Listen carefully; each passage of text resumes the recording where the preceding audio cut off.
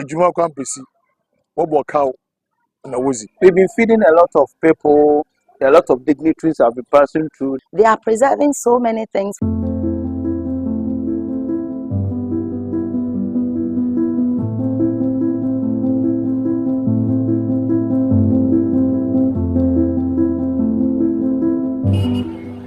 This is Ajumako, the capital of Ajumako Enyan Esiam district in the central region of Ghana. It is the traditional capital of the Ajumako people, an indigenous Fanti tribe located within and outside the district. The community, which can boast of a campus of the University of Education, Winneba, is blessed with a wonderful group, the Brotherhood, whose bond has led Ajumako to gain global attention through the preservation of an aspect of the Fanti culture, Ampesi. Oral tradition reveals that the people of Ajumako were among the Fantis who migrated from present-day Techiman, the capital of Bunu East, and were led by the three warriors, Obunumankuma, Odapejan, and Osun, to settle at Mankisim in the central region. The account continues that they later moved to resettle in many different places before their ancestors found solace in the current location.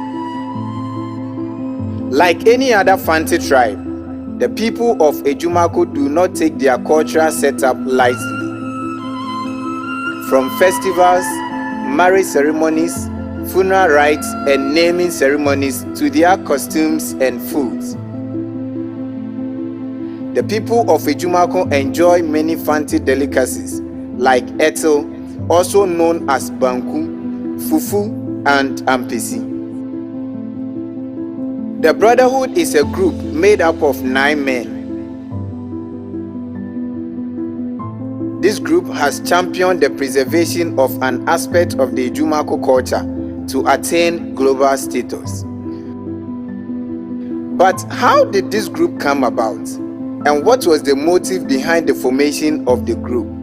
The secretary, Loveland's Kwenkwi Ajiman, also known as Obo, has this to say. We are a group of young guys from the Methodist Church, but we started from a group that we called the Methodist Table.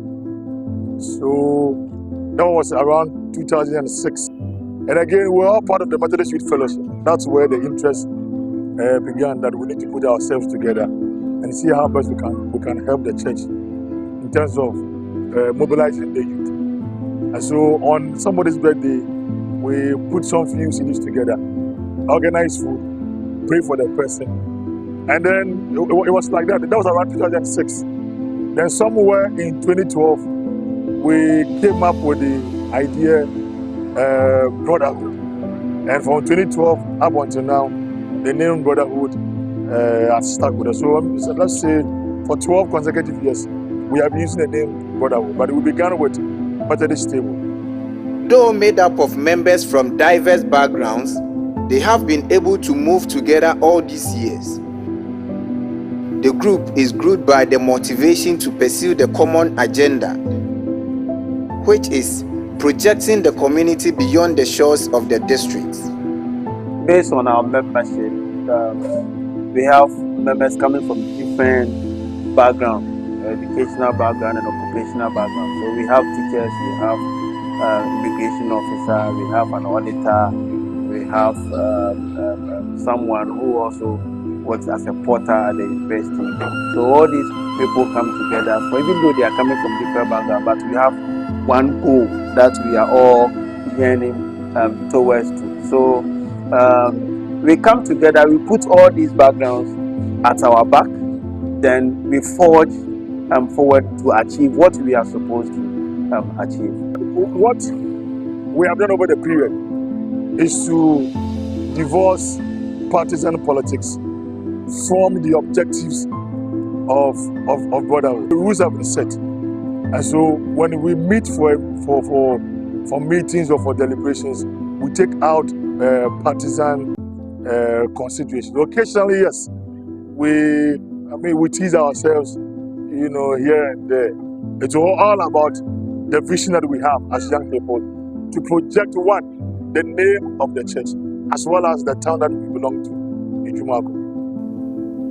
Cultural assimilation has been a bane of indigenous Ghanaian societies and culture. Modernization has had an impact on the preservation of Ghanaian culture, of which Ajumako is affected. People have developed a taste for foreign products at the detriment of what our forefathers left for us.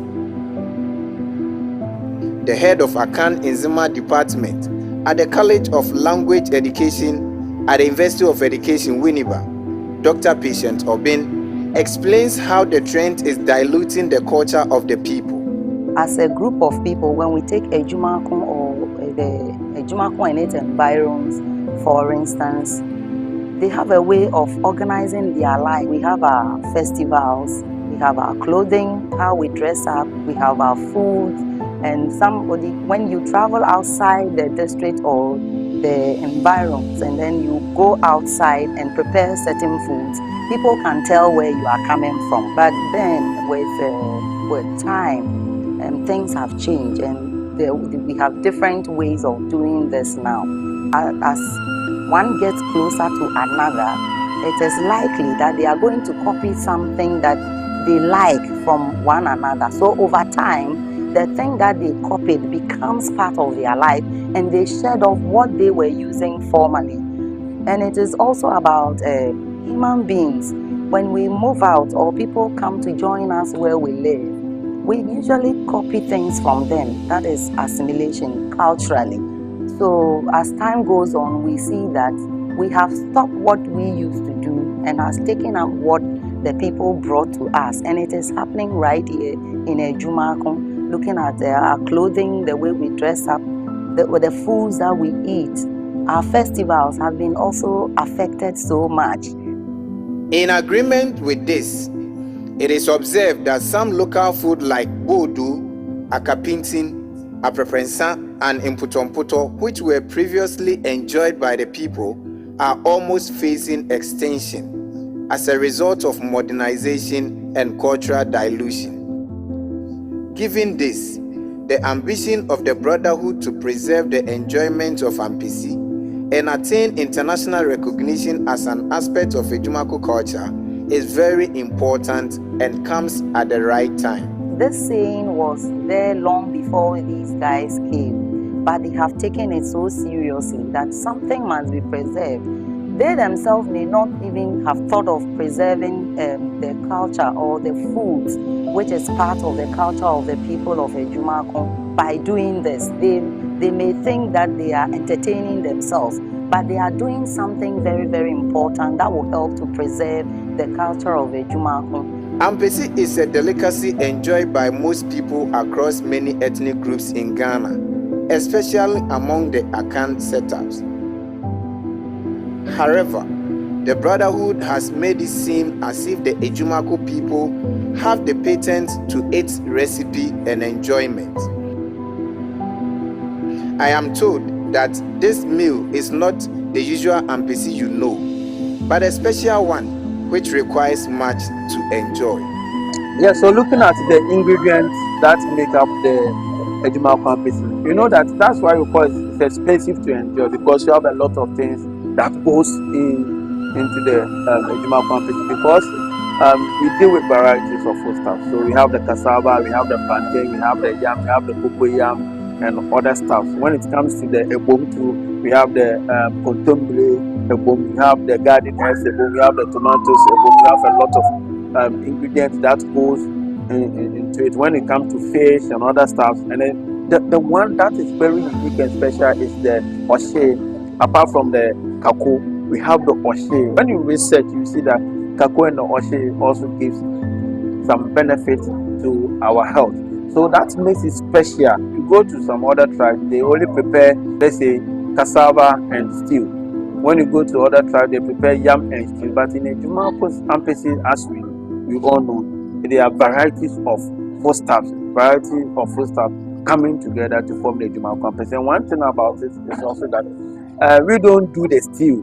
We do what we call the abum. We use the earthware, we do it. Then the one unique thing about it is that whenever you boil the oil, then you slice the onions into the oil on fire. What we need to also do is that a symbolic and unique aspect of it is that when you are pouring it on the ebom, it should have a sound like chill. So that's what our grandparents taught us, that when you pour on it and doesn't give you that sound, chill sound, that means that it's not Ajumako Ampesi. Nana Kwesiamfo the third is Oman Batan of Ajumako Eshiem, a divisional chief of Ajumako traditional area. He explains that the Ajumako Ampesi is one of the distinctive features that distinguishes the Ajumako people from other tribes in Ghana. Yeah, we have Ampesi, they can cook it, but Ajumako, we have practice, and then we are the specialists in that very dish. I can put it in that way. So if somebody want to know, or somebody want to have that special dish, unless you are from Ajumako, or somebody has trained you from Ajumako, it's our special meal. If I have my yam or plantain and I cook it, I even grind only pepper and then put oil, red oil, and then eat it. But this time around, or this one, when you have this in your food stuffs or whatever it is now, the stew, what do we call it, a boom? That a boom that you are going to use, that your plantain or whatever cassava you are going to eat. There's a lot of fish are going to be involved in that very boom. So not only eating momo, that crayfish, or the epine, or the kopi, now we call it tilapia. No, but variety of fish have to be in. In providing the rationale behind the decision of choosing Ampesi over other aspects of the people's culture, they say it is easy to bring the people together to accept the concept, since the mentioning of Ampesi is preceded by the name of the community, Ajumako. What was so unique for us was the slogan, Ajumako Ampesi, Wobokao Nawozi. So in projecting Efu Ajumako, we had to make choices out of the lot. Now, which of the lot will give us that mileage that we want as young people, that we want to project? And we felt that because of the slogan, and because it was also popular, we felt that when we choose the Ajumako Ampesi, given the slogan, we were going to make a greater impact out there. And so that was why we chose the Ajumako Ampesi ahead of the other delicacies in town. The celebration of Ajumako Ampesi as a festival has gained grounds in the Ajumako Enyan Esiam district. Hundreds of people joined the brotherhood during the Ajumako Akwambo festival in August. Natives from the community who are in diaspora participate in this observation by preparing the food at their locations. Sometimes our brothers, our indigenes at the US, when they see we are preparing Ajumako Ampesi, they also try to prepare Ajumako Ampesi. I learned that one day they were preparing Ampesi, and a white man came around and joined it. Wow, this is Ampesi, and they were telling them this is Ajumako Ampesi. And the Englishman said, Ajumako, like, it's a fun, the people enjoy. It's because of how the special way we prepare the Ajumako Ampesi. The traditional authority have fully embraced and supported the concept of making this an annual festival. Hence, in 2023, the Ajumako Akwambo Festival was christened Ajumako Ampesi Akwambo Festival. Aside that, the Member of Parliament, the District Chief Executive, and other high-profile personalities within and outside the district have taken a keen interest and shown their respective support for the group. The media coverage in recent time is a testimony of how far Ajumako Ampesi has traveled. The title or the theme was Ajumako Ampesi as the banner headline for the festival itself. So what we dreamt of in 2016 came to realization, I think after 7 years, just last year. So the festival, they chose the name Ajumako Ampesi Akwambo Festival. They also gave us some media hype. So we had opportunity to go to some radio stations. Biggest one was City FM and then City TV. Despite the success chalked so far, the Brotherhood has set high standard in the pursuit of making Ajumako Ampesi the preferred meal, even in the global community. We want to take Ajumako Ampesi far. We want to take it to the Parliament House. We want to take it to programs, a lot of programs, big programs. Wherever they are celebrating festival, they will see Ajumako Ampesi there. Wedding ceremonies, because we want to promote our local delicacies. We can't only enjoy the food assimilation, the jollof, the fried. No. We want to enjoy the local food. That is why we want to take the Ajumako Ampesi far. It is refreshing to note the effort by the Brotherhood is having a positive impact on the economic lives of some local people. We have done is that strategically we don't buy from one town. So in terms of the Oshe, we go to, there's a woman at Barbenso, a different town for Ajumako. We buy from her. If we want Kaku, we'll go to Bankesim. If we want plantain, either we are going to Breman Farmer or Bisianse. There's one gentleman in Bisianse. The traders will always be on standby, knowing that we'll buy more from them. And so in the month of August, it is a big deal for the traders. It is clear that the Brotherhood dedication to preserving Ampesi is not just about food. It is a powerful symbol of identity and heritage. Food is an integral part of culture. So if they are doing this, then they are preserving the culture. And when going into the preparation of the food, there are terminologies in the language, which language is also part of culture. So they preserve the language as well, not just the food. Because before you prepare the food, you need the ingredients and you need the right names of the ingredients. So as they continue to prepare the food, it means that they will maintain the names, and then the process of cooking the food itself is also going to be maintained in the language. By doing so, they are preserving the language.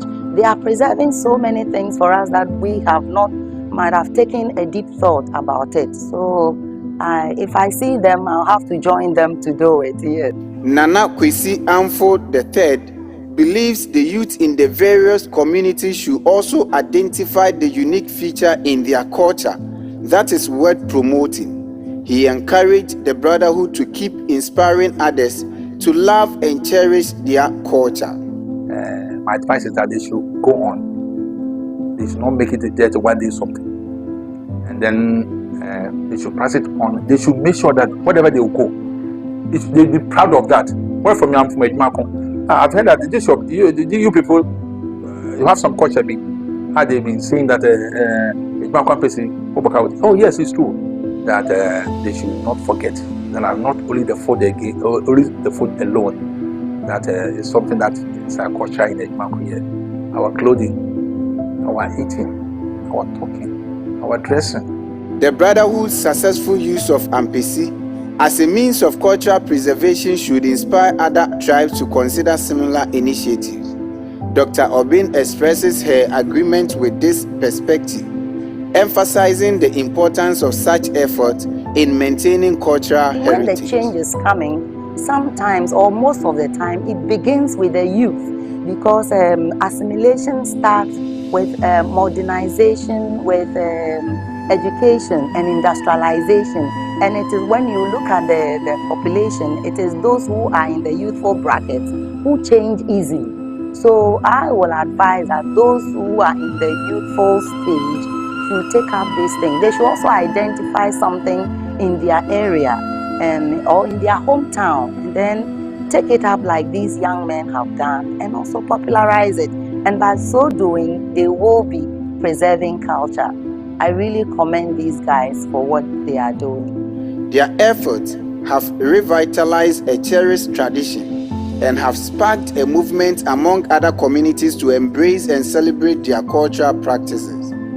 The challenges of cultural dilutions are real, but the Brotherhood's commitment serves as a beacon of hope, demonstrating that it is possible to honor our ancestors while adapting to modern world. Through the Ajumako Ampesi Akwambo Festival, the Brotherhood has fostered a sense of community and pride that resonates far beyond the district. In a world where cultural identities can easily be overshadowed, the story of Ajumako and the Brotherhood is a compelling reminder of the power of tradition, unity, and resilience. Let us all take inspiration from their journey and strive to preserve the rich tapestry of our own cultures for generations to come.